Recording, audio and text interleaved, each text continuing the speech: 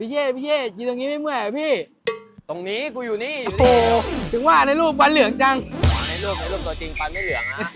แต่ตอนนี้นะครับเปิดต้อนรับแล้วนะครับร้านเราเปิดตามปกติแล้วนะครับวันนี้นะฮะมาดูรถได้เลยนะครับบอกเลยว่าไม่มีวันหยุดเหมือนเดิมครับตั้งแต่วันนี้หยุดสงกรานต์ไปนานอย่าลืมมาดูรถนะฮะที่สุขายบ้าน5 ซอย 70เติมแน่นสต็อกแน่นๆป้ายใหญ่ๆแบบนี้ก็ตรงเข้าไปข้างในเลยครับ700 เมตรคุณจะไปเจอโกดังใหญ่ๆเรามีทั้งหมด3โกดังนะไม่เชื่อเดี๋ยวผมพาไปดูข้างในต่อครับอันนี้คือโกดัง2ทั้งหมดนะครับมีรถให้แน่นๆเติมสต็อกแบบแน่นๆนะครับหลังสงกรานต์รอบนี้คือจัดรถให้แน่นแน่นอนแล้วก็ถูกกว่าเดิมแน่นอนนะครับตรงนี้คือโกดัง2โกดัง3อยู่ข้างในนู้นเห็นไหมช่างกำลังเซอร์วิสรถนะครับเพื่อเข้าโกดังที่2สามารถมาเจอกันได้นะครับหยุดสงกรานต์กันไปแล้วก็อย่าลืมมาดูรถนะฮะมาไม่ถูกพิมพ์คำว่าร้านขายรถสกุลใน Google Map ได้เลยทั้งหมดนี้นะครับถ้าอยากได้เป็นของคุณก็ต้องมาซื้อครับอยู่ที่สุขายบ้าน5 ซอย 70ร้านที่ใหญ่ที่สุดในกรุงเทพแล้วก็เจ้าอันดับต้นๆในประเทศไทยครับแล้วเจอกัน